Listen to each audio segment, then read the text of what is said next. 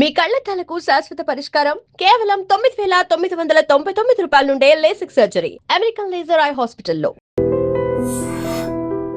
నమస్తే, welcome to I dream. నేను మీ విజిత. ప్రస్తుతం మనతో పాటు ఉన్నారు ఇస్కాన్ టెంపుల్ నుంచి ప్రణవానంద ప్రభుజీ. వారి ప్రవచనాల రూపంలో, వారి మాటల రూపంలో మనకు ఎన్నెన్నో మంచి విషయాలు ప్రతిసారి తెలియజేస్తూనే ఉంటారు. మనకున్న సందేహాలన్నింటినీ నివృత్తి చేస్తూనే ఉంటారు. అయితే నిజంగా భగవంతుడికి మనందరం కూడా భక్తులమే. నిజమైన భక్తుడు అంటే ఎవరు, ఎలాంటి లక్షణాలు కలిగి ఉంటారు, మనం ఆధ్యాత్మిక మార్గంలో నడవాలంటే అసలు మన ప్రయాణం ఏ విధంగా మొదలవ్వాలి, ఇలాంటి విషయాల గురించి ఈరోజు మాట్లాడబోతున్నాం. ఇప్పుడు ప్రభుజీతో మాట్లాడి మరిన్ని విషయాలని నివృత్తి చేసుకుందాం. నమస్కారం ప్రభుజీ. నమస్కారం అండి. హరే కృష్ణ ప్రభుజీ. హరే కృష్ణ ప్రభుజీ. నిజంగా భక్తుడు అంటే ఎవరు ప్రభుజీ? భగవంతుడి పట్ల పరిపూర్ణమైన నమ్మకం ఉన్నవాడు భక్తుడు. సుఖాలు వచ్చినా, దుఃఖాలు వచ్చినా, అవమానాలు వచ్చినా, పొగడతలు వచ్చినా, మన జీవితంలో ఏ సిచ్యువేషన్ వచ్చినా సరే మనం భగవంతుణ్ణి ఆశ్రయించి ఆయన పట్ల నమ్మకం ఉన్నవాడు భక్తుడు. చాలాసార్లు ఏమవుతుందంటే అండి, మనకి మంచి జరుగుతున్నప్పటి వరకు వెరీ గుడ్, మనం చాలా భగవద్భక్తులం అని అంటే, కానీ ఏదన్నా చెడు జరిగిపోయింది ఏమనుకోండి, నాకెందుకు ఇలా జరిగింది, నేను ఇంత మంచివాడిని, ఆయన ఎందుకు అలా చేయలేదు, కాబట్టి ఈయన నాకొద్దు అని అంటారు చాలా మంది. మేము మీరు ఆశ్చర్యపోతారు, అసలు నాకు నా భక్తి జీవితంలో చాలా ఇన్స్పిరేషన్గా అనిపించింది. నేను ఇప్పుడు మనకి తెలుసు పాలస్తీన్ ఇంకా ఇజ్రాయెల్లో వార్ జరుగుతుంది, గాజా అనే ప్రదేశంలో. అయితే ఒక ఆవిడ, అసలు చాలా వీడియోస్ చూశాను ఒకదాని తర్వాత ఒకటి, అక్కడ ఉండే వాళ్ళు మొత్తం ఫ్యామిలీ నష్టం అయిపోయినా, పిల్లలు చనిపోయినా, ఏం చేసినా సరే వాళ్ళు ఇలా అంటున్నారనమాట, ఏ అల్లా నువ్వు మాకు ఇది చేసావు కానీ మేము మాత్రం నీకు స్తోత్రం చేస్తాం. దే ఆర్ వాళ్ళ లాంగ్వేజ్లో వాళ్ళు చెప్తున్నారనమాట, నువ్వు ఏం చేసినా సరే మా మంచికే చేస్తావని నాకు తెలుసు, కాబట్టి ఇంకా ఇంకా మేము మిమ్మల్ని పొగుడుతూనే ఉంటాము. ఆ సిచ్యువేషన్లో కూడా అసలు ఆ నమ్మకం ఎలా ఉంది అని నాకు చాలా ఇన్స్పిరేషన్గా అనిపించింది. అరే ఎంత ట్రూ డివోషన్ వాళ్ళకి ఉన్నది, ఒక నమ్మకం వాళ్ళ దేవుడి పట్ల వాళ్ళకు ఉన్నది. కానీ మనం ఎన్నిసార్లు చాలామంది చూస్తుంటాం. మొన్న నాకు ఎవరో వీడియో పంపించారు, అందులో చెప్తారు, ఒక వెంకటేశ్వర స్వామి ఫోటో ఉంటుందన్నమాట, ఒక ఆవిడ చెప్తారు, ఓయ్ నేను చెప్పింది చేస్తావా లేదా, ఇంకో దేవుడిని తీసుకొచ్చి పెట్టేయాలనా అని అంటుందన్నమాట. అయితే నేను చూసి ఆశ్చర్యపోయాను అనమాట, మనకి ఎందుకు ఇలాంటి ఫేత్, ఇలాంటి నమ్మకం ఎందుకు లేదు? ఎప్పుడైతే మనం ఎంతైతే మనకి ఇన్వెస్ట్మెంట్ చేస్తామో అంతే రిటర్న్ వస్తుంది కదండి. అలానే మన నమ్మకం, మాన అపమానాలు, ఇవి సుఖ దుఃఖాలు, ఇవన్నీ ప్రపంచంలో ఒక భాగం అండి, ఇదంతా జీవితంలో ఒక భాగం. అందుకే మన సనాతన సంస్కృతిలో ఎప్పుడు మంచే ఉంటుంది అని చెప్పారు. అందుకే ఈ ఉగాది పచ్చడి, మన నూతన సంవత్సరం ప్రారంభమైనప్పుడు షడ్రుజోపేతం కదండి, చెప్పుకున్నాం. కాబట్టి ప్రతి ఒక్కటి కొద్దిగా అది కావాలి, కొద్దిగా ఇది కావాలి. కానీ మనం ఏం చేస్తామంటే, ఎవరికైతే అచంచల విశ్వాసం ఉంటుందో భగవంతుడి పట్ల, స్వామి నువ్వేం చేసినా నా మంచే చేస్తావు అనేవాడు నిజమైన భక్తుడు. కాబట్టి ఎక్కడి నుంచైనా ఆ విశ్వాసం, ఆ శ్రద్ధ కానీ మనం నేర్చుకోగలిగితే ఇట్ ఈస్ ఎక్స్ట్రీమ్లీ వండర్ఫుల్ అనమాట. ఆ శ్రద్ధ, స్వామి నువ్వు ఏం చేసినా సరే నేను నిన్నే కొలుస్తా, అటువంటి శ్రద్ధ మన దగ్గర ఉండిందండి, మన దగ్గర ఉండింది. మన పూర్వీకులు, రాజులు, మహారాజులు, అసలు మన సంస్కృతి, సిక్కులు ఎవరైతే మనకి వాళ్ళ జీవితాన్ని త్యాగం చేసేసారు వాళ్ళ ధర్మాన్ని కాపాడుకోవడానికి. మనం చూస్తాం. అసలు ఇప్పుడు ఏంటంటే అండి, నాకు అన్నిటికంటే బాధాకరమైన విషయం ఏంటంటే, ఈ ప్రజెంట్ డే యూత్ ఉన్నారు కదా, వాళ్ళకి మన దేశ సంస్కృతి గురించి తెలియదు, మన దేశ హిస్టరీ గురించి తెలియదు, మన కల్చర్ గురించి తెలియదు, మన ఆధ్యాత్మికత గురించి తెలియదు. తెలుసుకోవాలి అనే ప్రయత్నం కూడా చేయట్లేదు. ఎవరు అసలు దేశాన్ని కాపాడాలనుకుంటుంది? అసలు మన పూర్వీకులు మనకి ఎలాంటి సంపత్తిని ఇచ్చారు? ఏవో టీవీలలో వచ్చే చెత్త ప్రోగ్రాములు చూడటము, టైం వేస్ట్ చేసేయటము. ఇప్పుడు మాకు చెప్తున్నారు, ఎవరో బిగ్ బాస్ అనేదో ప్రోగ్రామ్ వస్తుందట. జనాలందరూ అసలు ఏమొస్తుంది చెప్పండి? మన జీవితంలో ఏదైనా మార్పు కలగలిచా? మనకి లేదు. ఎవడో ఒకటి చోట వాడు డబ్బులు సంపాదించుకుంటూ వాడు చేసే చెత్త పనులన్నీ మనం చూస్తూ ఉంటే, మనం వింటూ ఉంటే, దాని తర్వాత చూస్తే పర్వాలేదు, ఆ వ్యక్తుల పట్ల అపరిమితమైన ప్రేమను పెంచుకొని, ఒకళ్ళు నాకు ఈ మధ్య ఎక్స్ప్లెయిన్ చేస్తున్నారనమాట, ఒక్కొక్కళ్ళకి ఆర్మీ అని తయారైపోయి వేరే వాళ్ళని దూషించటం, వేరే వాళ్ళని తిట్టడం. ఈ సమాజం ఇలా ఉంటే నీకు ఒక బిగ్ బాస్ అనే ఒక టైం వేస్టర్ని కావాలి, అది అయిపోగానే ఐపీఎల్ అనే ఒక టైం వేస్టర్, దాని తర్వాత నెట్ఫ్లిక్స్, అమెజాన్ ప్రైమ్, ఇవన్నీ ఎప్పుడు ఉన్నాయి. మనకి నిజంగా మేము కొన్నిసార్లు యూత్ని కలిసినప్పుడు అడుగుతామండి, అరే మన దేశ రాజకీయాల గురించి తెలుసా అని అంటే, తెలుసండి. ఎవరి దగ్గర నుంచి తెలుసుకున్నావు అని అంటే ఒక యూట్యూబర్ పేరు చెప్తారు.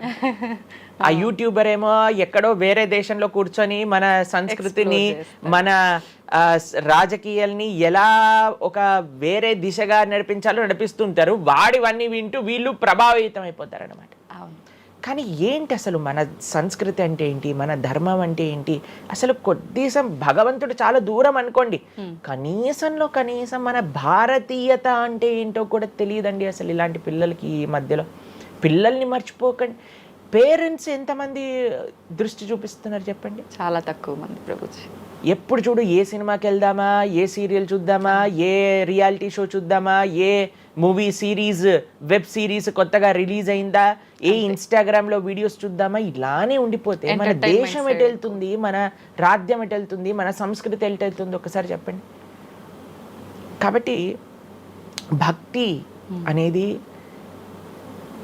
ఒక ప్రస్తుత సమాజంలో అర్థం చేసుకోవటము అనేది ఎప్పుడైతే ప్రతి ఒక్కళ్ళు తమ దగ్గర ఉండే సమయాన్ని వెచ్చిస్తారో, ఎప్పుడైతే నేను తెలుసుకోవాలి అనే ఒక ఇచ్చ మనసులో ఉంటుందో, అప్పుడు మాత్రమే తెలియపడే ఒక అద్భుతమైన జ్ఞానం అండి అది. తత్విద్ధి ప్రణిపాతేన పరిప్రశ్నేన సేవయా అని కృష్ణుడు భగవద్గీతలో చెప్పారు. ఆధ్యాత్మిక జ్ఞానం అంటే ఎలానో అలా తెలుసుకోలేమండి. దానికి సమయాన్ని వెచ్చించాలి, దానికి ఇంట్రెస్ట్ మన లోపల కలిగి సమయాన్ని తీసుకోవాలి. అరే మనకి బిగ్ బాస్ చూడటంలో ఉన్నంత ఇంట్రెస్ట్ టైం, ఐపీఎల్ మ్యాచ్లలో చూడడానికి ఇంట్రెస్ట్ టైం, వెబ్ సిరీస్లు చూడడానికి ఉన్న ఇంట్రెస్ట్ టైం, ఒక గీతా భాగవతం వినడానికి మనం టైం పెడుతున్నామా? లేదు, అసలు అట్లాంటి ఆలోచనే రావట్లేదు కదా. మరి భక్తి అంటే ఏంటి, భగవంతుడు అంటే ఏంటి, భగవంతుడు మనకి ఏం చేస్తున్నాడు, ఇవన్నిటికీ సమయం వెచ్చించాలి కదండి. కాబట్టి అందుకే మనం ఎప్పుడు చెప్పేది, ఒక భక్తుడు అనేవాడు అన్నిటికంటే అదృష్టవంతుడు ఎవరికైతే భగవంతుడి యొక్క కృప అనుభవంలోకి వస్తుందో. అటువంటి అనుభవం కానీ మనం పొందాలి అని అనుకుంటే మనం సమయాన్ని కేటాయించాలి. ఇది చాలా ముఖ్యమైన విషయం. అయితే మనం ఆధ్యాత్మిక ప్రయాణం మొదలు పెట్టాలి అంటే ముందుగా చేయాల్సిన పని, మొట్టమొదటి అడుగు ఆధ్యాత్మిక ప్రయాణం ముందు పెట్టాలి అని అంటే ఇన్స్టాగ్రామ్, వాట్సాప్ని తగ్గించాలి. ఓకే. ఇంతకు ముందు ఏకాదశి, ఇప్పుడు రేపు ఏకాదశి ఉపవాసం అంటే నిర్జల ఉపవాసం అని, లేదా పలాహార ఉపవాసం అని అలా చెప్తారు. కొన్ని సంవత్సరాలు అయిపోయాక ఉపవాసం అని అంటే కనీసం ఈ రోజైనా ఫోన్ చూడొద్దు అని చెప్పే రోజులు కూడా వస్తాయేమో అనిపిస్తుంది. ఎందుకంటే ప్రతిసారి కూడా అడిక్టెడ్ జనాలందరూ కూడా వాట్సాప్ వీడియోలు, స్టేటస్లు, ఇన్స్టాగ్రామ్, యూట్యూబ్, టీవీ వీటితో అడిక్ట్ అయిపోయి ఎంత సమయాన్ని వెచ్చిస్తున్నారు. అసలు మీరు అన్నట్టుగా జపం చేయడానికి అడుగురా అంటే జపం చేయడానికి సమయం లేదంటారు, వాట్సాప్ స్టేటస్ మాత్రం చూడడానికి సమయం ఉంటుంది. ఎంత విచిత్రం చెప్పండి. కాబట్టి మనము చాలా జాగ్రత్తగా మొట్టమొదటి అడుగు ఏంటి అని అంటే మనం చెయ్యకూడని విషయాలు పక్కన పెట్టడం. ఏంటి? అక్కర్లేని విషయాలు వినటం, అక్కర్లేని విషయాలు మాట్లాడటం, అక్కర్లేని విషయాల గురించి ఆలోచనలు చేయటం. వీటన్నిటిని పక్కన పెట్టి 4 నియమాలు చెప్పారండి మన శాస్త్రంలో భక్తిలో ముందుకెళ్ళడానికి, ధర్మ మార్గంలో ముందుకెళ్ళడానికి. మద్యం పానం శ్రియాసూన యథా అధర్మశ్చ చతుర్విధం అని భాగవతం చెప్తుంది. 4 రకములైన తప్పుడు అలవాట్లను మనం నిషేధన చెయ్యాలట. ఏంటి ఆ 4? మద్యము అని అంటే మద్యాన్ని సేవించటం, ఎనీ టైప్ ఆఫ్ ఇంటాక్సికేషన్ అని అనుకోండి, సిగరెట్లు కానీ, మందు కానీ, గుట్కా, మానిక్ చంద్, పాన్, ఇంకేమంటారు టొబాకో, ఇవన్నీ డ్రగ్స్, ఇవన్నీ అసలు చెప్తూ ఉంటే మిగతా ఎనీ కైండ్ ఆఫ్ ఇంటాక్సికేషన్ దీన్ని పక్కన పెట్టాలి. ఓకే, మనం భక్తి మార్గంలో ముందుకెళ్ళాలి అని అంటే చెప్తున్నాను. 2 మద్యం పానం శ్రియ అసూన. జూదము ఇంతకుముందు జూదం ఆడుతూ ఉండేవారు, మనకు తెలుసు పాచికలాట అని అనేవారు. మహాభారతంలో యుధిష్ఠిర మహారాజు గారు ఆడినప్పుడు ఏమైంది వాళ్ళ జీవితంలో మనందరికీ తెలుసు. ఎన్ని కష్టాలు పడాల్సి వచ్చింది, ఆస్తంతా వెళ్ళిపోవాల్సి వచ్చింది, అరణ్యానికి పాలవ్వాల్సి వచ్చింది. చాలా మంది అడుగుతారు ఎందుకు మహాభారతం యుధిష్ఠిరుడు ఆడాడు. ఆయన ఆడి చూపించారు, అయ్యా ఆడితే ఈ పని అవుతుంది. మనందరికి ఎగ్జాంపుల్ సెట్ చేయడానికి ఆయన చేశారు. సరే ఆయన చేసింది తప్ప కాదా, ఆయన ఏం అనుభవించారో తెలుసు కదండి. మనం ఎందుకు చెయ్యాలి ఆ పని? ఇప్పుడు జూదం యొక్క విపరీతమైన కాన్సిక్వెన్సెస్ తెలుసా అండి? ఇప్పుడు బెట్టింగ్ గేమ్లని, ఐపీఎల్ మ్యాచెస్కి బెట్టింగ్స్ అని, లేదా ఏది వస్తే దానిపైన బెట్టింగ్లు పెట్టడం, అవి ఇవి ఎన్ని అప్లికేషన్స్ తయారైపోయి ఎన్ని ఒక యువతని ఒక తప్పుడు మార్గంలో పెట్టడానికి. అసలు మాకు అప్పుడప్పుడు మేము యూట్యూబ్ చూస్తాం కదండి ప్రవచనాలు వినడానికి, మా గురువు గారి ప్రవచనాలు వినడానికి మేము చూస్తుంటాం అనమాట. అప్పుడు వస్తుంది రమ్మీ సర్కిల్ అని యాడ్ వస్తుంది అనమాట. ఇప్పుడు పేరు చెప్తున్నారు ఎందుకు ప్రభుజీ అని మీరు అనుకోవచ్చు. ఎందుకంటే పెద్ద పెద్ద సినిమా యాక్టర్స్ వాళ్ళు ప్రమోట్ చేసేది రమ్మీ సర్కిల్ అని, మాణిక్ చంద్ కంపెనీస్ని, గుట్కాలని, తర్వాత ఏవైతే అన్హెల్దీ ప్రోడక్ట్స్ కోక్ ఇలాంటివి ఏవైతే సాఫ్ట్ డ్రింక్స్ కూల్ డ్రింక్స్ ఉంటాయో వాటిని మీరు ఒక్కసారి ఆలోచన చేయండి. వాళ్ళు నిజమైన శ్రేయోభిలాషులా మనకి ఒక్కసారి ఆలోచన చేస్తే మనకు అర్థమవుతుందని. మొత్తం ఒక దగ్గర ప్రపంచం అంతా ఇవి తప్పు, ఇవి మీకు మంచిది కాదు అని మొత్తుకుంటుంటే మీరు ఎవరైతే మీరు హీరోయిన్ నా రోల్ మోడల్ అని అనుకుంటున్నారో వాడు మీకు నేర్పించేది ఏంటి అని అంటే, నువ్వు ఈ పేకాట ఆడు, నువ్వు గుట్కా తిను, నువ్వు కూల్ డ్రింక్ తాగు, నీ జీవితం ఏమైనా మాకు పర్వాలేదు. మేము ఎక్కడికి వెళ్ళినా నోరు నొప్పొచ్చేటట్టు అరిచి చెప్తున్నా, అయ్యా ఇవి మంచిది కాదు, మీరు మంచి మార్గంలో ఉండండి, ఆరోగ్యాన్ని జాగ్రత్తగా పెట్టుకోండి, మనసు జాగ్రత్తగా ఉండండి, ధర్మాన్ని ఆచరణ చేయండి అని మేము చెప్తుంటే, కానీ జనాలకి వీటిలలో ఇంట్రెస్ట్ లేదు. వీళ్ళకి నా రోల్ మోడల్ వాళ్ళు, నా రోల్ మోడల్ ఇది అని ప్రొద్దు నుంచి రాత్రి దాకా ఇన్స్టాగ్రామ్లో చూడటం, వాళ్ళగా మాట్లాడటం, వాళ్ళగా వస్త్రాలు వేసుకోవటం, వాళ్ళలాగా మేము కూడా వాళ్ళలాగా అవ్వాలి అని అనుకుంటే వాళ్ళు ఏం నేర్పిస్తున్నారు మీకు ఒక్కసారి ఆలోచన చేయండి. ఎంతమంది దేశంలో ఉండే యువత మొత్తం కూడా తప్పుడు మార్గంలోకి వెళ్తే మన భారతదేశ భవిష్యత్తు ఏం కావాలో ఒకసారి చెప్పండి.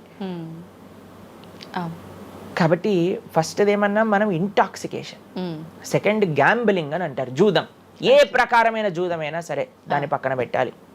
మూడవది మాంసాహారాన్ని సేవించటం, ప్రాణిహింస చెయ్యకూడదు, భగవద్భక్తి మార్గంలో ముందుకెళ్ళాలి, భగవంతుని తెలుసుకోవాలి అని అంటే మనం లాస్ట్ టైం దీని గురించి మాట్లాడుకున్నాం, మనం ఎక్స్ప్లెయిన్ చేసాం అనమాట క్లియర్గా ఎందుకు మనం మాంసాహారాన్ని స్వీకరించకూడదు అని. అది భౌతికంగా మనకి మంచిది కాదు, ఆరోగ్యరీత్యా మంచిది కాదు, ఎమోషనల్గా మంచిది కాదు, ఎన్వైరన్మెంటల్గా మంచిది కాదు, స్పిరిచువల్గా మనకి మంచిది కాదు అని ఈ రీజన్స్ అన్ని చెప్పాం. అయితే నిన్నటి రోజున మాకు ఆ వీడియో పంపించారనమాట. సరే ఏమున్నాయి అబ్బా కమెంట్స్లో అని చదువుతుంటే చాలా మంది అన్నారు, రోజు ఈ వీడియో చూడటం వల్ల మేము మాంసాహారం తినటం మానేసాము, మాకు క్లారిటీ వచ్చిందని చాలా కమెంట్స్ ఉన్నాయి. కొంతమంది ఏం రాశారు తెలుసా అండి, మరి ప్లాంట్స్కి, మరి ఆకుకూరలకి, తర్వాత మనం పండించే మొక్కలకు కూడా ప్రాణం ఉంది కదా అని. మీకు ఒక విషయం చెప్తాను, చాలా మంది ఈ ఆర్గ్యుమెంట్స్ చెప్తారండి, నాన్ వెజిటేరియన్ మానేసేయండి అని అంటే, మరి మీరు జీవహింస చేయట్లేదా, మీరు కూడా మొక్కల్ని కట్ చేస్తున్నారు కదా అని అడుగుతారు. ఇప్పుడు దానికి 2-3 విషయాలు మీకు ప్రస్తావన చేస్తాను. ఒకటి, మీరు పాలకూరని, గోంగూరని, తోటకూరని కొయ్యడానికి వెళ్ళినప్పుడు అది గట్టిగా అరుస్తూ చంపేయకు నన్ను, ఏదో ఒక రక్తం కారటం, అది ఇలా గార్లో ఎగరటం, ఇలాంటివి చేస్తుందా అండి? లేదు. ఎప్పుడైనా మీరు ఆపిల్ పండుని కొయ్యడానికి వెళ్ళినప్పుడు ఆపిల్ పండుని ఇలా అనగానే దాంట్లో నుంచి రక్తం చెట్టులో నుంచి దారాలుగా కారుతుంటుందా అండి? అదేమైనా గట్టిగా అరుస్తుందా అని కొంతమంది అంటారు, అది అరుస్తుంది మనకి వినిపించదు. మనకి ఒకసారి అర్థం చేసుకోవాలి, ఒక ప్రాణికి ఒక వెల్ డెవలప్డ్ కాన్షియస్నెస్ ఉన్న వ్యక్తికి, లేదా ఒక పర్సనాలిటీకి, లేదా ఒక ప్రాణికి, లేదా ఒక ప్లాంట్కి ఏంటి వ్యత్యాసము అనేది మనం తెలుసుకోవాలి. దాంతోపాటు ఇంకొక విషయం చెప్తాను, మరి ప్లాంట్స్ని తినచ్చు, యానిమల్స్ని తినకూడదు అని ఏంటి ప్రమాణము అనంటే, భగవంతుడు మనకి ఈ విషయాన్ని ప్రస్తావన చేశారు, స్వామి మనకి ఈ విషయాన్ని ఉపదేశం చేశారు. అయ్యా, నువ్వు కేవలం శాకాహారాన్ని మాత్రమే తినవచ్చును, సాత్విక ఆహారాన్ని మాత్రమే తినవచ్చును. ఎక్కడ చెప్పాడు భగవంతుడు?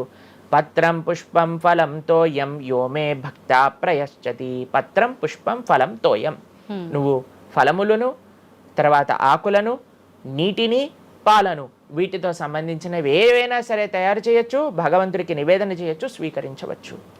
కాబట్టి మన శాస్త్రములు దేన్నైతే యాక్సెప్ట్ చేశాయి, ఇప్పుడు చెప్పాయనుకోండి, సరే ఈ ప్లాంట్స్లలో కూడా ప్రాణం ఉందయ్యా, ప్లాంట్స్ కూడా తినకు అని అంటే ఏం చేస్తామండి? గాలిని పీల్చుకుంటామా? సన్లైట్ తో బతుకుతామా మనం ఏమన్నా ప్లాంట్స్ బతికినట్టుగా? ఏదో ఒకటి కావాలి కదా ఆహారం. కాబట్టి అన్నిటికంటే లీస్ట్ హింస, అహింస అంటే అన్నిటికంటే లీస్ట్ హింస ఎక్కడ ఉంటుందో అది. కాబట్టి మనకి శాస్త్రం ఆమోదన చేసింది.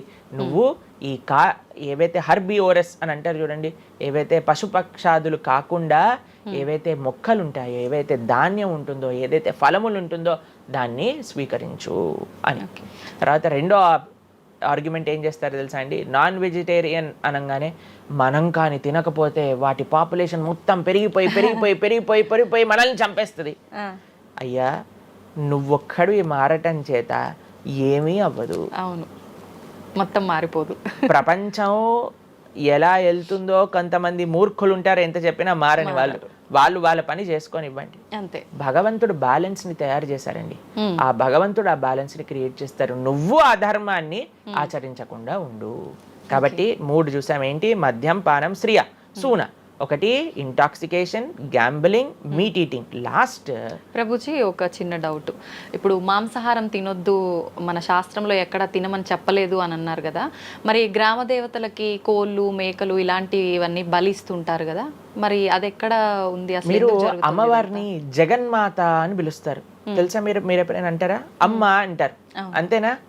ఒక తల్లికి, ఒక తల్లితనంలో మీరు కూడా మదర్ కదండి, మీ పిల్లలకి ఏదైనా ఒక చిన్న బాధ కలిగితే మీరు ఓర్చుకోగలుగుతారా చెప్పండి? లేదు. అస్సలంటే అసలు అలాంటి ప్రస్తావనే తేయకూడదు ప్రభుజీ అని అంటారు. అవును, అంతేనా కదా? మరి జగన్మాత అని మనం అంటున్నప్పుడు ఆ జగత్తుకి తల్లి, జగత్తు మొత్తం అని అంటే ఆ పక్షి, ఆ ప్రాణి కూడా అదే జగత్తులో పుట్టిందే కదా, అంటే ఆ ప్రాణికి కూడా ఆవిడే కదా తల్లి. ఆ తల్లి ముందు మనం ఇలాంటి పనులు చేస్తే అమ్మకి నచ్చుతుందా నచ్చదా చెప్పండి? నచ్చదు. కాబట్టి ఇవన్నీ ఎక్కడొచ్చాయి అని అంటే మధ్యలో ఎక్కడో ఒక చోట కొన్ని తప్పుడు ఆచరణలన్నీ కూడా మన లోపలికి దూసుకొచ్చేసాయి అన్నమాట. కానీ బలి అనేది ఎప్పుడు ఇవ్వకూడదు. సాత్వికమైన ఆరాధన అన్నిటికంటే శ్రేష్టమైన ఆరాధన. ఈ బలులు ఇవ్వటం వీటన్నిటిని తామసిక ఆరాధన అని అంటారు. కాబట్టి మనము ఎంతైతే మీరు బలి అంటే ఏంటో తెలుసా అండి, ఏదో ఒకటి సమర్పణ చేయటము. సమర్పణ చేయటాన్ని, దాంట్లో ప్రాణిని సమర్పణ చేయటం కంటే మనకుండే అహంకారాన్ని సమర్పణ చేస్తే అమ్మవారు ఇంకా ఆనందిస్తారు. మన దగ్గర ఉండే దంభాన్ని సమర్పణ చేసేస్తే, బలిచ్చేస్తే ఇంకా ఆనందంగా ఉంటారు. దంభము అని అంటే గర్వం. ఓకే. అహంకారము, దంభము, ఈ రెండిట్లో వ్యత్యాసం ఏంటో తెలుసా అండి? గర్వము అని అంటే మనం చేసిన దానికి మనం గర్వపడ్డాం అనమాట. నేనే చేశాను, నా అంతటి వాడు లేడు. దంభము అంటే చెయ్యని దానికి కూడా గర్వపడడం. ఓకే. కాబట్టి మనకుండే అభిమానాన్ని, మనకుండే ఆ లోభాన్ని, వీటన్నిటిని అమ్మవారికి సమర్పణ చేయండి, ఇంకా మంచి, ఇంకా ఆనందిస్తారు. అందుకే మనం తల నీలాలు ఇస్తాం. చాలా మందికి తెలియదు అసలు దేవుడు ఏం చేసుకుంటాడండి మన జుట్టుని, డాండ్రఫ్ తోటి ఉన్న జుట్టుని. దేవుడికి ఎందుకు సమర్పణ చేయాలి మనం తల నీలాలు అని అంటే, అయ్యా నేను జుట్టు ఉంటే ఎప్పుడు కూడా ఇలా ఇలా ఇలా హెయిర్ స్టైలింగ్ చేసుకుంటూ నేనేదో చాలా హ్యాండ్సమ్ మ్యాన్, చాలా హ్యాండ్సమ్ ఉమెన్ అనుకుంటూ ఉంటారు కదా అందరు కూడా. అయ్యా నా యొక్క ఆ సెల్ఫ్ కాన్షియస్నెస్ ని సమర్పణ చేస్తున్నా నీ దగ్గర. మనం గుడికి వెళ్ళి కొబ్బరికాయ కొడతాం. కొబ్బరికాయ ఎందుకు కొడతామండి? మనం కూడా అలాంటి హార్టెడ్ వ్యక్తులం అనమాట. మనకు కూడా ఆ గర్వంతో మనం కూడా అంత పైనుండే షెల్ ఉంటుంది కదా, ఎంత హార్డ్గా ఉంటుంది. కానీ ఎప్పుడైతే అది పలగొట్టేస్తామో అప్పుడు లోపల మంచి తీయటి నీరు మనకి దొరుకుతుంది. కొబ్బరి ఎంత స్వీట్గా ఉంటుంది, అది మనకు కలుగుతుంది. మన హృదయంలో ఆ సున్నితమైన భావాలు ఉన్నాయి, కానీ మనకుండే అజ్ఞానము, మనకుండే అహంకారం, మనకుండే అవిద్య దాన్ని ఆపేస్తుంది. అందుకే భగవంతుడి ముందు, స్వామి నీ ముందు నా అహంకారాన్ని సమర్పణ చేస్తున్నా అనే భావనతో మనం కొబ్బరికాయ కొట్టాలి. అంతేగాని కొబ్బరికాయ తీసుకెళ్ళి కొట్టేసి నేను ఈరోజు 108 కొబ్బరికాయలు కొట్టాను దేవుడి దగ్గర అనే అహంకారం వచ్చింది అనుకోండి, కొబ్బరికాయ కొట్టడమే వేస్ట్, ఫలితం లేదు. కాబట్టి మనందరం అర్థం చేసుకోవాలి అసలు ఏంటి భావన. బలి అని అంటే ప్రాణి బలి కాదయ్యా, నీ దగ్గర ఉండే చెడు గుణాలను బలి. కాబట్టి ఈ 3 విషయాలు అయిపోయి 4వ విషయం ఏదైతే మనం చేయకూడదో, ఇలిసిట్ సెక్స్ అని అంటారు, వ్యభిచారము అని అంటే పురుషులు స్త్రీలు పురుషులు. నిన్నే ఒకళ్ళు చెప్తున్నారు, ఒక టీవీలో ఒక న్యూస్ వచ్చిందట, వన్ ఆఫ్ ది మోస్ట్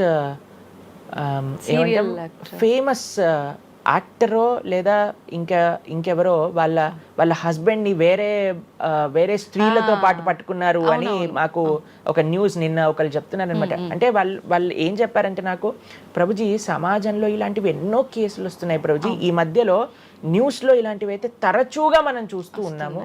కాబట్టి ఈ సమాజం ఎటువైపు వెళ్తుందో తెలియట్లేదు ప్రభుజీ అని అంటే మేము వాళ్ళకి చెప్పాం, సమాజాన్ని ఎందుకు ఇటువైపు నడుస్తుంది అని అంటే మనం చూపించే విషయాలు అలా ఉన్నాయి, చూపించే సినిమాలు అలా ఉన్నాయి, చూపించే సీరియల్ అలా ఉన్నాయి, చూపించే ఆదర్శమైన వ్యక్తులు అలా ఉన్నారు. మనం ఎవరైతే హీరోలు అనుకుంటున్నామో వాళ్ళు ప్రొద్దున లేస్తే విడాకులు తీసుకొని ఇంకొకరిని పెళ్లి చేసుకొని, విడాకులు తీసుకొని ఇంకొకరిని పెళ్లి చేసుకొని, ఇలాంటివి చూస్తుంటే మనం కూడా అది నార్మలైజ్ అయిపోయింది మన భారతీయ సంస్కృతిలో. కానీ ఎక్కడైతే ధర్మం ఉంటుందో, రాముడు ఆదర్శంగా ఉన్న వ్యక్తి ఎప్పుడూ అలాంటి తప్పు చేయలేదండి. ఎందుకంటే రాముడు ఏకపత్ని వ్రతుడు. ఎంత కమిట్మెంట్ ఉండాలి భార్య పట్ల, భర్తకు కూడా అలానే అండి.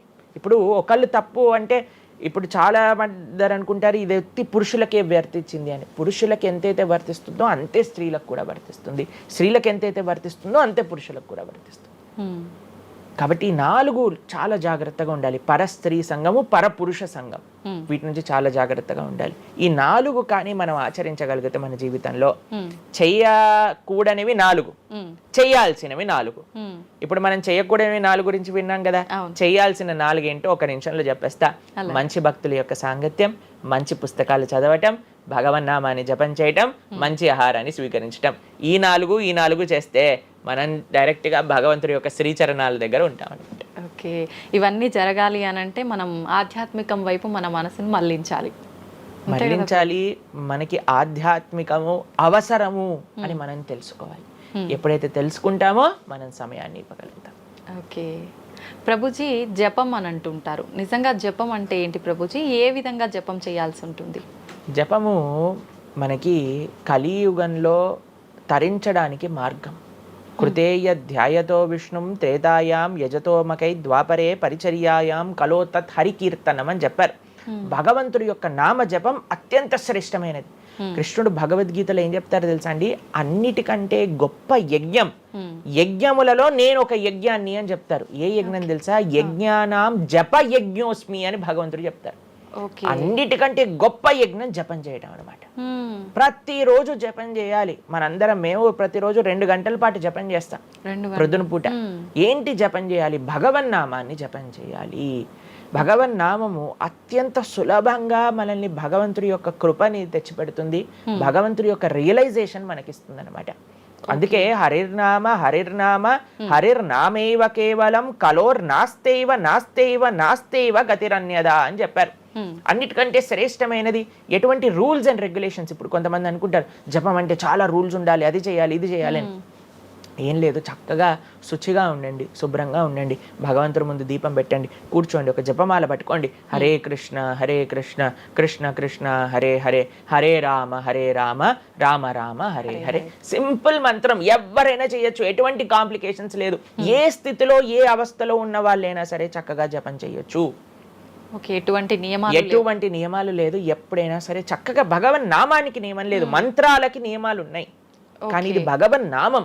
ఇటువంటి నామాన్ని కానీ మనం హరినామం అని అంటారు దీన్ని. ఈ హరినామాన్ని కానీ చక్కగా జపం చేయగలిగితే మనకి బ్రహ్మాండమైన ఫలితాలు, ఆ భగవంతుడి యొక్క కృప మనం ఎక్స్పీరియన్స్ చేయగలుగుతాం మన జీవితంలో. ఇప్పుడు మీరు చూడండి, నోట్లు ఎప్పుడైనా మనం లెక్క పెట్టామనుకోండి, ఎలా లెక్క పెడతారు తెలుసా?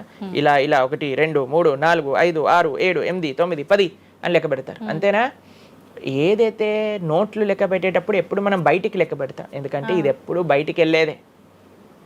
కానీ జపం చేసినప్పుడు ఎలా లెక్క పెడతారో తెలుసా అండి? మీరు జపం చేస్తుంటే హరే కృష్ణ కృష్ణ కృష్ణ హరే హరే, హరే రామ రామ రామ హరే హరే అని లోపలికి అంటాం మాలని. నోటిని బయటికి అంటాం, జపాన్ని లోపలికి అంటాం లెక్క పెట్టేటప్పుడు. ఎందుకంటే ఇది ఎప్పుడు మనతో పాటు వచ్చేది ధనం, ఇది వెళ్ళిపోయే ధనం. కాబట్టి శాశ్వతంగా మన లోపలతో వచ్చే ధనం, జన్మాంతరాలకు కూడా మనల్ని ఉద్ధరింపజేసే ధనం ఏదన్నా ఉంటే అది భగవన్నామ జపం. నిజంగా ఎంత మంచి మాట ప్రభుజీ. అసలు ఈ లాజిక్ అర్థమే కాలేదు ఎప్పుడు మాకు. మీరు చెప్పేదాకా ఇంత లాజిక్ ఉంది అని అనిపించలే.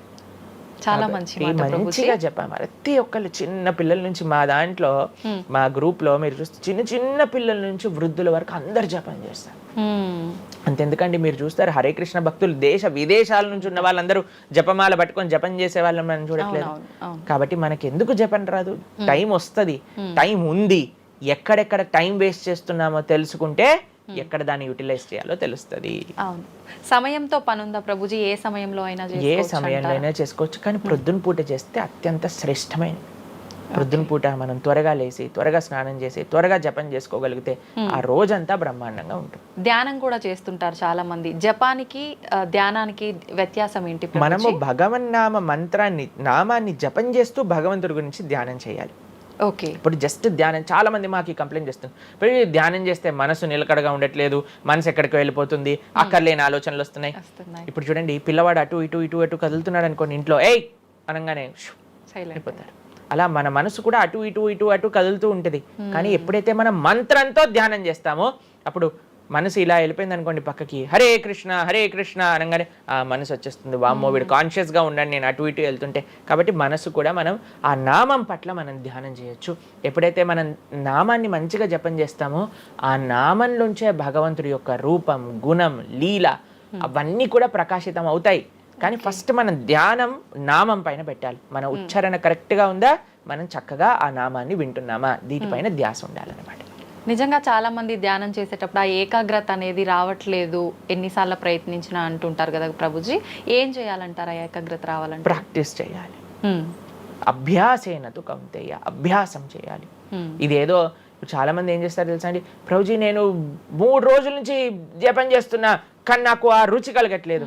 అయ్యా 300 కోట్ల జన్మలు తీసుకున్నాం మనము, ఆ జన్మాంతరాల్లో ఉండే వాసనలు ఉన్నాయి కదా, కొద్దిగైనా మనం సమయం ఇవ్వాలి భగవంతుడి యొక్క నామం. ఇప్పుడు మురికి పట్టిన ఒక క్లాత్ ఉందనుకోండి, ఇంకులో ముంచేసిన క్లాత్ ఉందనుకోండి, దాన్ని ఇచ్చాను అనుకోండి, ఇప్పుడు ఒక్క ఉతుకుల్లో పోతుందా ఇంకంతా? ఒక ఉతుకు తర్వాత ఇంకో ఉతుకు తర్వాత ఇంకో కొద్దిగా వెళ్తూ ఉంటుంది, కొద్దిగా వెళ్తూ ఉంటుంది. కొన్నిసార్లు మనకి ఫస్ట్ 3-4 వాషెస్లో తెలియదు అసలు పోయిందా లేదా. పోతుంది కానీ మనకు అంత ఎవిడెంట్గా కనిపించదు. కానీ 10, 15, 20, 30 సార్లు అయ్యాక తెలుస్తుంది. 100 సార్లు అయ్యాక మళ్ళీ మనకి తెల్లగా ఆ క్లాత్ బయటికి వచ్చేస్తుంది. అలానే మనం కూడా ప్రయత్నం చేస్తూ ఉండాలి. ఇన్ని జన్మలు మనం మాయకి ఇచ్చేసి ఒక జన్మలో 3 రోజులు మనం భగవన్నామాన్ని జపం చేసి ఇప్పుడు నాకేం కలగలేదు అని అంటే ఎలా చెప్పండి? ఆ నిష్ఠ, సిన్సియారిటీ ఇవ్వాలి టైం మనకి. ఎలాగైతే మీరు టైం దీనికి ఇచ్చారో అలానే టైం భగవంతుడు కూడా ఇవ్వాలి. తప్పకుండా ఆ ప్రాసెస్లో తప్పలేదు. మన సిన్సియారిటీ ఎంత సిన్సియర్గా మనం చేస్తే అంత తొందరగా మనకు కృప అనేది లభిస్తుంది. ఓకే ప్రభుజీ, పునర్జన్మలు అని అంటుంటారు. పునర్జన్మలు ఉంటాయా? ఇందాక మీరు చెప్పినట్టు ఎన్నో జన్మల వాసనలు మనకి జన్మలో కూడా అవి ఉంటాయి అని చెప్పన్నారు కదా, ఆ వాసనలకు సంబంధించిన ఆ లైఫ్ని మళ్ళీ ఈ జన్మలో మనం అనుభవిస్తామా? తప్పకుండా. మీరు అంతెందుకండి, మీరే ఎన్నోసార్లు మీ జీవితంలో కొంతమందిని కలిసి ఉంటారు. వాళ్ళు చెప్తారు ఇది ఈ జన్మలోంచి కాదు, పక్కా వీడి పోయిన జన్మలోదే ఈ లక్షణం. ఎందుకంటే చాలా మంది అంటారు మా ఇంట్లో ఎవరండి ఇలా ఉండరండి కానీ వీడికొక్కటే ఈ గుణం వచ్చింది అని అంటూ ఉంటారు. మనం చాలాసార్లు చూస్తాం చిన్న పిల్లలకి వాళ్ళకి మనకు నేర్పించకుండానే ఒక టాలెంట్ వచ్చేస్తుంది. వాళ్ళు ఆ విధంగా నేను మొన్న బృందావనం వెళ్ళినప్పుడు మేము చూసాం, అక్కడ చిన్న పిల్లవాడండి, నాకు తెలిసి 3-4 సంవత్సరాలు ఉంటాయి, 250 కంటే ఎక్కువ ట్యూన్లలో హరే కృష్ణ మంత్రాన్ని పాడుతున్నాడు ఆయన. వాళ్ళ పేరెంట్స్ని అడిగాం, అయ్యా ఎలా నచ్చింది? ప్రభుజీ మేమేం తెలియదు ప్రభుజీ, చిన్నప్పటి నుంచి హార్మోనియం దగ్గరికి వెళ్ళి టిక్ టిక్ టిక్ టిక్ అనేవాడు, వాడే పాడుతున్నాడు, వాడికి మొత్తం హార్మోనియం ఎవ్వరు నేర్పించలేదు, వాడే పాడుతున్నాడు అని. అలా ఎన్నో. మీరు డాక్టర్ ఐన్ స్టీవెన్సన్, మీరందరూ ఇంటర్నెట్ ఉంది కదా, మీ అందరికి ఫోన్లు ఉన్నాయి కదా, డాక్టర్ ఐన్ స్టీవెన్సన్ అని నొక్కండి. 2500 కంటే ఎక్కువ కేసుల పైన ఆయన రీసెర్చ్ చేశారు. రీఇన్కార్నేషన్, పునర్జన్మ కలిగిన కేసెస్లో అనమాట. కాబట్టి మీరు జస్ట్ రీఇన్కార్నేషన్ కేసెస్ అని మీరు యూట్యూబ్లో టైప్ చేస్తే ఎన్నో వస్తాయి మీకు.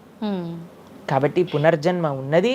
పునర్జన్మ సిద్ధాంతాన్ని ప్రస్తావన చేసి వాటిని నమ్మకం ఉన్న వాళ్ళే సనాతన ధర్మానికి సంబంధించిన వాళ్ళు అనమాట. కాబట్టి ఏది కూడా మనకి స్పాంటేనియస్గా రాదు, అంతా కూడా కర్మ, what ever we do that comes around అనమాట. కాబట్టి ఈ పునర్జన్మ సిద్ధాంతం అనేది తప్పకుండా ఉన్నది. పునర్జన్మ ఉంటుంది, జన్మాంతరాల వాసనలు అనేవి ఉంటాయి. ఎప్పుడైతే మనం ఆధ్యాత్మిక సాధన, ఎప్పుడైతే మనం భగవద్భక్తి చేస్తామో ఆ వాసనలన్నీ కూడా తొలగిపోతాయి. మనం చక్కగా మంచి ధార్మికమైన వ్యక్తిలా మనం మళ్ళీ మారచ్చు అనమాట. ప్రభుజీ, పునర్జన్మ ఉంటుంది అని అనుకున్నాం మనం. అయితే పునర్జన్మ అంటే అంతకు ముందు జన్మకు సంబంధించిన పాపం పుణ్యం ప్రతి ఒక్క దాని ప్రభావం ఈ జన్మలో ఉంటుందంటారా ప్రభుజీ? తప్పకుండా. చాలా మంది అంటారు ప్రభుజీ వాళ్ళు ఇంత పిచ్చి వాళ్ళు కానీ ఇంత ఆనందం ఎందుకు వస్తుంది అని అంటే, వాళ్ళు గత జన్మలో చేసిన పుణ్యం ఇప్పుడు వాళ్ళకి వస్తుంది, ఈ జన్మలో చేసే పాపం మళ్ళీ వస్తుంది. ఎవరు కూడా ఎస్కేప్ అవ్వలేరండి. ఇప్పుడు మీరు అనుకుంటున్నారు మనం బాధపడుతున్నాం, గత జన్మలో చేసిన పాపాన్ని ఇప్పుడు మనం అనుభవిస్తున్నాం, ఇప్పుడు మేము మంచి వాళ్ళం ప్రభుజీ, మీకు కూడా వస్తుంది ఆ ఛాన్స్. కాబట్టి ఈ కర్మ సిస్టమ్ ఏదైతే భగవంతుడు ఇది చేశారో దాని నుంచి ఎవ్వరు ఎస్కేప్ కాలేరు. ఆయన సిస్టమ్ చాలా పక్కా. ఇక్కడ ఉండే మనం అప్పుడప్పుడు ట్రాఫిక్ సిగ్నల్ ని దాటేసి ట్రాఫిక్ పోలీస్ నుంచి ఎస్కేప్ అవ్వచ్చు, కానీ భగవంతుడి యొక్క రేడార్ నుంచి ఎస్కేప్ అవ్వలేదన్నమాట. ఎందుకంటే ఆయన హృదయంలో ఉండే కదా అన్ని నోట్ డౌన్ చేసుకునేది. కాబట్టి తప్పకుండా గత జన్మ పుణ్యము గత జన్మ పాప ఫలితాలు ఈ జన్మలో అనుభవించాల్సిందే. చాలా మంది మమ్మల్ని అడుగుతారు, ప్రభుజీ నరకానికి తీసుకెళ్తారు కదా. ఆ నరకానికి తీసుకెళ్తారు, మరి నరకంలోనే అంత అయిపోగొడితే మళ్ళీ ఈ జన్మలో ఇవ్వటం ఎందుకు? ఇన్స్టాల్మెంట్లో వస్తాయి, ఈఎంఐస్ కింద కట్టాల్సి వస్తుంది అనమాట మన ఫలితాన్ని. కొద్దిగా నరకంలో, కొద్దిగా ఈ జన్మలో, మళ్ళీ వచ్చే జన్మ. ఒకటేసారి ఆ యొక్క ఫలితాన్ని కానీ ఇచ్చేస్తే మనం తట్టుకోలేము. కాబట్టి భగవంతుడి యొక్క కృప నిజంగా చెప్పాలంటే ఇన్స్టాల్మెంట్స్ లో వచ్చేది. ఇప్పుడు చూడండి, ఒకసారి 10 కోట్లు కట్టాలి అంటే అది ఈజీయా, లేదా ఇన్స్టాల్మెంట్ లో కట్టాలంటే ఈజీయా? అందుకే కదండి అందరు ఈఎంఐలు కావాలండి. అలానే పుణ్యం, అలానే పాపం కూడా. కొద్దిగా స్వర్గంలో అనుభవించు, కొద్దిగా ఇప్పుడు అనుభవించు, మళ్ళీ నెక్స్ట్ జన్మలో అనుభవించు. అది తప్పదు, ప్రతి ఒక్కరు అనుభవించాల్సిందే. లేకపోతే చెప్పండి, అసలు ఈ జన్మలో ఎందుకు కొంతమంది కష్టాలు అనుభవిస్తున్నారు? కొంతమందికి పుట్టుక నుంచే కష్టం వస్తుంది, కొంతమంది కొన్ని డిఫెక్ట్స్ తో పుడతారు. ఎందుకు?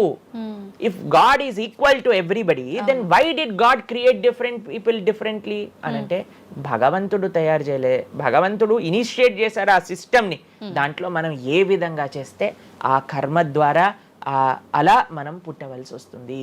కానీ మనము పాస్ట్ గురించి చింత, అయ్యో ఎన్ని పాపాలు చేశానో నాకు ఇది వస్తుంది, దీని గురించి చింత చేయకండి. అయ్యా నేను ఫ్యూచర్లో ఇది చేసి నేను ఇలా చేయబోతుంది, దాని గురించి పాడి. ఇప్పుడు నీ దగ్గర సమయం ఉంటే నువ్వు ఇప్పుడు ధర్మాచరణ చెయ్యి, ఇప్పుడు భగవంతుడిని ఆశ్రయించు, ఇప్పుడు ధార్మికంగా ఉండు. భగవంతుడు దాన్ని దీన్ని రెండింటినీ తీసేస్తారా, ఆయన యొక్క లోకానికి మనం వెళ్ళవచ్చు. కాబట్టి భగవంతుడు అదే చెప్పారు, సర్వధర్మాన్ పరిత్యజ్య మామేకం శరణం వ్రజ అహం త్వాం సర్వ పాపేభ్యో మోక్షయిష్యామి మా శుచ. ఇది భగవంతుడు ఇచ్చిన ఒక ఆశ్వాసన భగవద్గీతలో. అన్నిటినీ వదిలిపెట్టేసాయి, అన్ని రకాల చెడు వస్తువుల్ని, అన్ని రకాల మంచి, నువ్వు నాకు శరణు వేరు, నేను నీ పాప పుణ్యాలు మొత్తం తీసేస్తాను. యద్గత్వా నివర్ధంతే తద్ధామ పరమం మమ.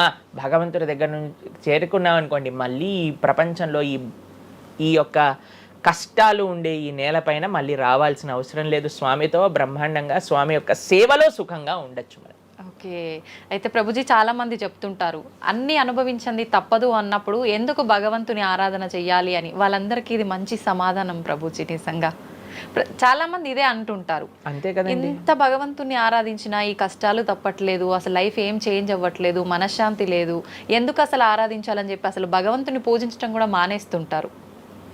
మళ్ళీ ఇప్పుడు ఆపేస్తే మళ్ళీ నెక్స్ట్ ఏంటి అని ఆలోచన చేయాలి.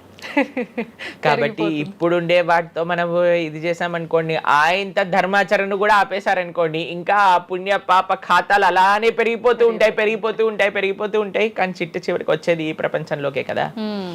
కాబట్టి మనకి చెడు చేయటం పనికిరాదు, కేవలం మంచి చేయటం కూడా పనికిరాదు. భగవద్భక్తి అన్నిటికంటే టాప్ మోస్ట్. కాబట్టి మనం ధార్మికంగా ఎంత భగవద్భక్తితో ఉంటే అది మనకి అంత మంచిది. ఓకే ప్రభుజీ, కర్మ సిద్ధాంతం అన్నారు కదా, అసలు కర్మ సిద్ధాంతం అంటే ఏంటి ప్రభుజీ? ఏం చెప్తోంది అసలు? మనం చెయ్యంది మనకి రాదు, మనం చేసింది తప్పకుండా మనకు వస్తుంది. ఇదే కర్మ సిద్ధాంతం. Every action has equal and opposite reaction. Okay okay. ఇలా అయితే ఈ లా ఉందో అదే కర్మ సిద్ధాంతం. అంటే నువ్వు చేసింది ఏదైనా సరే ఆ యొక్క ఫలితం నుంచి తప్పించుకోలేవు. తర్వాత ఏదైతే నువ్వు చేసావో దాని నుంచి తప్పించుకోలేవు. మంచైనా చెడైనా, మొన్న అయింది నీకు ఈ రోజు వస్తుంది, ఈ రోజు చేసిన దానికి రేపు వస్తుంది. ఇదే కర్మ సిద్ధాంతం అంటే. కాబట్టి ఎప్పుడు ఇది మన మనసులో ఉండాలి. అరే ఈ రోజు నాకు ఏదైనా బాధ ఉంటే నేను ఏదో చేశానేమో, కాబట్టి ఏదో చేశాము అయిపోయింది, ఈ రోజు ఈ కష్టం వచ్చింది, కృష్ణ నువ్వు నాకు శక్తినివ్వు ఈ కష్టాన్ని ఎదుర్కోవడానికి. ఇప్పటి నుంచి నేను ఇలానే మంచిగా ఉంటాను, ఎప్పుడూ అధర్మం వైపు వెళ్లకుండా ఉంటాను, స్వామి నువ్వే రక్ష అని ఆ ధర్మ చింతన ముందుకు తీసుకెళ్ళటం. ఇప్పుడు కానీ మనం ఆ ధర్మ సంకల్పం చేసుకుంటండి, రేపటి రోజున మరి చాలా మంది రేపు ఎవరు చూసారో లేదో, అయ్యా రేపు ఎవరు చూసారో లేదో అని కానీ మీ పిల్లవాడు చెప్పి నేను ఇప్పుడు కష్టపడను, రేపు నాకు ర్యాంక్ వచ్చాక నాకు ప్లేస్మెంట్ వస్తుందో లేదో నాకేం గ్యారంటీ ఉంది కాబట్టి నేను చదవను అన్నాడు అనుకోండి, ఏం చెప్తారు మీరు? నాన్న నువ్వు ప్లేస్మెంట్ గురించి బాధపడకు, ఫస్ట్ నీ కర్తవ్యం చదవటం నువ్వు చదువు, దాని తర్వాత నీకు వస్తుంది, నీ జీవితం సెటిల్ అవుతుంది, అంతే కదండి. మనం కూడా లేదు రేపు ప్రొద్దున ఎవరు చూశారు స్వర్గాన్ని నరకాన్ని కాబట్టి నేను ఇప్పుడు ధర్మాచరణ చెయ్యను అని అంటే మీ పిల్లవాళ్ళు కూడా ఎక్కడైతే చదవను అని అంటారో అలానే మనం కూడా తయారవుతాం. చాలా మంది అండి పెద్దవాళ్ళు పిల్లలకి మాత్రం మంచి నీతులు చెప్తారు, కానీ వాళ్ళ దగ్గరకు వచ్చేసరికి వాళ్ళు ఆచరించడానికి రెడీగా ఉంటారు అనమాట. కాబట్టి మీరు ఒక్క విషయాన్ని ఆలోచించండి, మీరు ఏం చెప్తున్నారో అది మీరు ఫాలో అవుతున్నారా? పెద్దలు ఫాలో అవుతేనే అది పిల్లలు ఆచరిస్తారు, లేకపోతే ఆచరించరు. పిల్లలకి స్కూల్ ఎలానో మనకి భగవంతుడి యొక్క సృష్టి చేసిన ఈ ధర్మం అలాంటి. కాబట్టి ఈ రెండిట్లో మనం చాలా జాగ్రత్తగా ఉండాలి. ప్రభుజీ, చాలా మంది ఏ పని చేయాలన్నా కూడా ముందు వెనుక ఆలోచించి ప్రతిదీ జ్యోతిష్యాన్ని పట్టి దాని ప్రకారంగానే పనులు చేస్తూ ఉంటారు. నిజంగా జ్యోతిష్యాన్ని నమ్మొచ్చు అంటారా? జ్యోతిష్యం 100% కరెక్టే, కానీ జ్యోతిష్యాన్ని నువ్వెంత సీరియస్గా తీసుకోవాలి అది ఆలోచించాల్సిన విషయం. జ్యోతిష్య శాస్త్రం అది, శాస్త్రం ఎప్పుడూ కూడా కరెక్టే, కానీ మనకి ఎంత అవసరం అది. ప్రతిరోజు ప్రొద్దున లేవంగానే రాశి ఫలాలు ఏమైపోయాయి అని కొంతమంది చదువుతూ ఉంటారు. ప్రతి చిన్న విషయానికి ఈ రోజు ఏమైంది, ఈ రోజు ఎలా ఉంది, ఆ రోజు ఎలా ఉంది, సండే పేపర్లో వచ్చింది, ఇంకా ఈ వారం ఎలా ఉండబోతుంది, ఇవన్నీ నీకు అవసరం లేదయ్యా. నువ్వు ధర్మాచరణ చెయ్యి, భగవంతుడి పట్ల నమ్మకం పెట్టుకో, ఆయన చూసుకుంటాడు. భక్తులు ఎవరు కూడా అలాంటి విషయాలని సీరియస్గా తీసుకోరండి. ఎందుకంటే బృందావనంలో ఒక భక్తులు ఉన్నారనమాట. ఆయన అంటారు, మొత్తం అన్ని గ్రహాలు నీకు అనుకూలంగా ఉండి నువ్వు కృష్ణ భక్తుడివి కానీ అవ్వకపోతే అన్ని గ్రహాలు అనుకూలంగా ఉండి నీకేం లాభం. తర్వాత అంటాడు, అన్ని గ్రహాలు ప్రతికూలంగా ఉండి కానీ నువ్వు కృష్ణ భక్తుడు అయితే ఏవి నిన్ను ఏం చేయలేవు. ఎందుకంటే భగవంతుడు అలాంటి రక్షణ ఇస్తాడనమాట. మనకి భగవంతుడి దగ్గర ఆ శక్తి ఉన్నది. కాబట్టి మనము దేన్ని ఎంత సీరియస్గా తీసుకోవాలి? మనకి కావాల్సినది ఆధ్యాత్మికత, భక్తి. భగవంతుడి గురించి విన్నామా, భాగవత రామాయణాదులు శ్రవణం చేశామా, స్వామికి ఆరాధన చేసుకున్నామా, ఆలయానికి వెళ్ళామా, గోసేవ చేశామా, ధార్మికంగా ఉన్నామా, ఎవరికి ఏం చెడు చేయలేదా, మంచి అందరి గురించి కూడా మంచి ఆలోచిస్తున్నామా, ఒకళ్ళతో మంచిగా మాట్లాడుతున్నామా, ఎవరికి చెడు చేయట్లేదా, ఇంతవరకు నీ ఆలోచన ఉంటే సరిపోతుందండి. ఈ ధర్మచింతన మనకు కావాలి, అంతేకాని ఏమవుతుంది, నా రాసి ఏంటి, ఇదేంటి. ఇప్పుడు అంత పిచ్చి జనాలకి ఎలా పెరిగిపోయిందంటే, ఒకళ్ళు అంటారు ఈ ఉంగరం పెట్టుకోమంటారు, ఒకళ్ళు అంటారు ఇలా నీ పేరు రాయి అంటారు, ఒకళ్ళు అంటారు నీ పేరులో ఏ ఏ ఏ ఏ ఎక్స్ట్రా రాయమంటారు. ఇవన్నీ ఏంటి మారిపోయాయి? ఇవన్నీ మార్చుకొని నీ ఆచరణ కానీ మారకపోతే, నీ థింకింగ్ కానీ మారకపోతే, నీ ధర్మం పట్ల ఉండే అనిరుక్తి కానీ పెరగకపోతే ఇవన్నీ చేసి ఏం లాభం? కాబట్టి మనం ఎసెన్స్ ఆఫ్ ధర్మ భగవంతుడి ఆరాధన. సవై పుంసాం పరో ధర్మో యతో భక్తిర్ అదోక్షజే. అటువంటి స్వామిని ఆశ్రయించటంలో మన టైం పెట్టాలి, కానీ ఇలాంటి చిన్న చిన్నవి చూసుకోవటం, వీటి కోసం మనం సమయాన్ని వేస్ట్ చేసుకోవటం మంచిది కాదు. జ్యోతిష్యం కరెక్టా? 100% కరెక్ట్.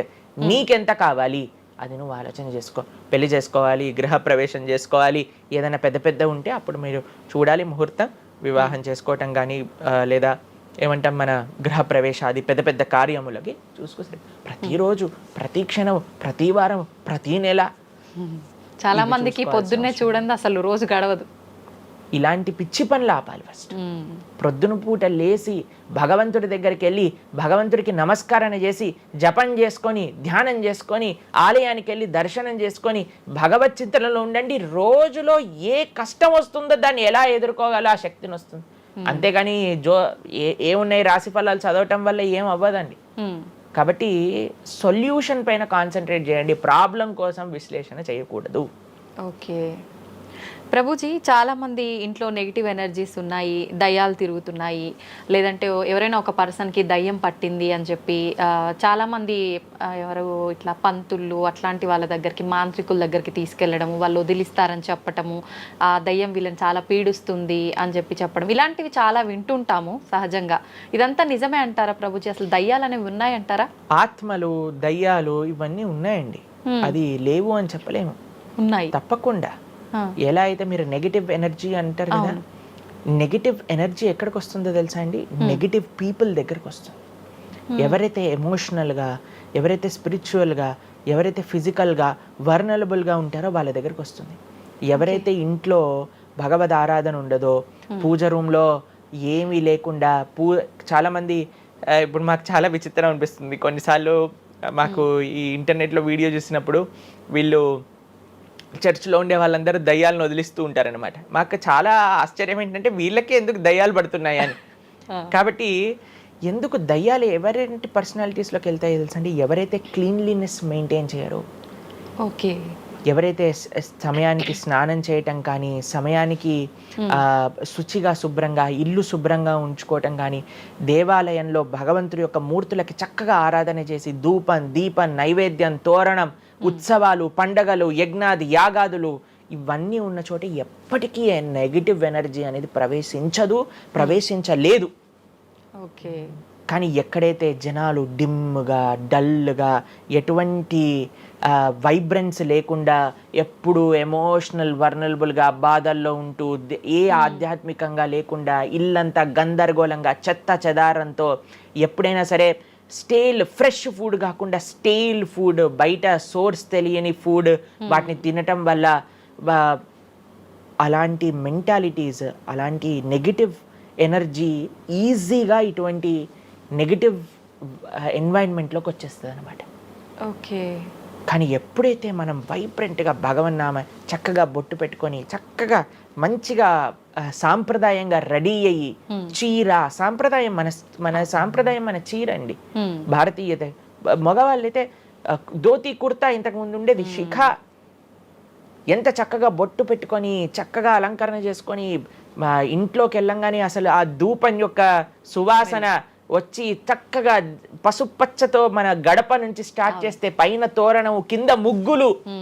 అసలు ఒక సనాతన సాంప్రదాయం, ఒక హిందూ యొక్క ఇంటికి వెళ్తే ఏ దయ్యం అలాంటి ఇంట్లోకి వెళ్ళగలుగుతుంది చెప్పండి?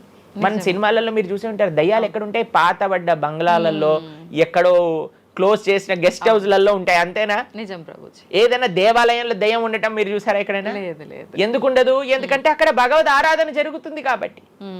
ఏ ఇంట్లో అయితే నిరంతర భగవద్ ఆరాధన ఉంటుందో, ఏ ఇల్లు అయితే వైబ్రెన్స్ గా ఇంటి బయట ముగ్గు నుంచి ప్రారంభమై ఇంటి లోపల దేవాలయంలో దీపము నిరంతరము కూడా ఉంటుందో, భగవద్ ఆరాధన జరుగుతుందో, భగవన్నామ జపం జరుగుతుందో, శాస్త్రాన్ని పారాయణ చేస్తున్న విష్ణు సహస్రనామం, హరే కృష్ణ మహామంత్ర కీర్తన, యజ్ఞము, యాగము, ఉత్సవాలు చేస్తూ, అటువంటి ఇంట్లో అటువంటి వ్యక్తులకి ఎప్పుడూ రాలేదండి. ఎవరైతే తన నుదిటిన తిలకాన్ని అలంకరణ చేసుకొని చక్కగా సాంప్రదాయంగా ఉంటారో, శుచి శుభ్రత పాటిస్తారో, చక్కగా ఆలయానికి వెళ్ళి గోసేవ, చెప్పండి అలాంటి వాళ్ళకి ఎప్పుడైనా ఇలాంటి నెగిటివ్ ఎనర్జీ అటాక్ అవుతుందా అంటే అస్సలు కాదు. ఎవరైతే గ్లూమీగా, డిప్రెస్డ్గా, ఏం లేకుండా ఏ వస్త్రాలు పడితే ఆ వస్త్రాలు వేసుకోవటం, దేవుడు కొంతమంది ఆలయంలోకి వెళ్ళామనుకోండి, ఇంట్లో పూజ రూమ్లోకి వెళ్ళామనుకోండి, పండగ నుంచి పండగ మాత్రమే దీపం పెడతారు, లేదా అస్సలు ఆ పూలు అలానే ఉంటాయి 15-20 రోజుల వరకు. అవును ప్రభు. అలాంటి ఇంట్లలో నెగిటివ్ ఎనర్జీ రాకపోతే ఇంకేమొస్తుంది చెప్పండి? కాబట్టి నెగిటివ్ ఎనర్జీ ఉందా? ఈ దయ్యాలు, ఆత్మలు ఉన్నాయా? ఉన్నాయి. ఎవరి దగ్గరికి వెళ్తాయి? అటువంటి మెంటాలిటీ ఉన్న వాళ్ళ దగ్గరికి మాత్రమే వెళ్తాయి. ఓకే. మనం కానీ ఎప్పుడైతే మనకి రక్షణ, అందుకే మనం తులసి మాల వేసుకుంటాం. తులసి మాల ఇప్పుడు చూడండి, మేము నరసింహ కవచాన్ని ధరించామన్నమాట. ఇవన్నీ నరసింహ ఆరాధన, నరసింహ కవచాన్ని ఎప్పుడైతే మనం చేస్తామో, ఎప్పుడైతే మనం భగవన్నామ స్మరణ చేస్తామో, తులసి మాల ధరించాలి. తులసి మాల చాలా మంది ఇప్పుడు ధరిస్తున్నారు, కానీ నియమాలను పాటించట్లేదు. ఏంటి నియమాలు? తులసి మాల వేయాలి అని అంటే మనము భగవత్ ప్రసాదాన్ని మాత్రమే నైవేదన చేసి తీసుకోవాలి, మాంసాహారాన్ని తినకూడదు, ఎల్లిపాయలు ముట్టుకోకూడదు. ఇవన్నీ కూడా నెగిటివ్ థింగ్స్ అన్నమాట, తామసిక రాజసీకమైన విషయాలు. కాబట్టి ఇవి చక్కగా ఇవన్నీ మానేసామనుకోండి. తులసిమాల ధరించడం అంటే ఏంటి అంటే చూపిస్తున్నాం అనమాట, మన దగ్గర ఎటువంటి తామసిక రాజసీక ప్రవృత్తులు లేవు, మేము సిద్ధ సాత్విక ప్రవృత్తిలో ఉన్నాం. దయ్యం అక్కడ నుంచి వచ్చింది కూడా యూటర్న్ తీసుకొని వెళ్ళిపోతుంది అన్నమాట ఇవి చూడంగానే. కాబట్టి అది చాలా ముఖ్యం. ఎప్పుడైతే మన ఆచరణ బాగుంటుందో, ఎప్పుడైతే మనం ధార్మికంగా ఉంటామో, ఎప్పుడైతే భగవద్భక్తులై ఉంటామో, ఏ నెగిటివ్ ఎనర్జీ మనల్ని ఏం చేయలేదు. ఓకే, మొత్తానికి ఉన్నాయి దయ్యాలు, ఉన్నాయి, జాగ్రత్త. మనం మంచిగా భక్తి పరంగా ఉండండి, ధార్మికంగా ఉండండి, చక్కగా ధర్మాచరణ చేయండి, మీకేం భయం లేదు. కానీ ఎక్కడైతే ఇవన్నీ జరగవో అక్కడ ఉంటాయి. అందుకే ఆధ్యాత్మిక మార్గంలో నడవాలి అందరం కూడా. ఎస్. కృతజ్ఞతలు ప్రభుజీ, నిజంగా చాలా మంచి మంచి విషయాలు తెలుసుకుంటున్నాం మీ ద్వారా. ఇంకా ఇంకా తెలుసుకోవాలని కోరుకుంటున్నాం. ధన్యవాదాలు ప్రభుజీ. హరే కృష్ణ. హరే హరే కృష్ణ. కృష్ణ.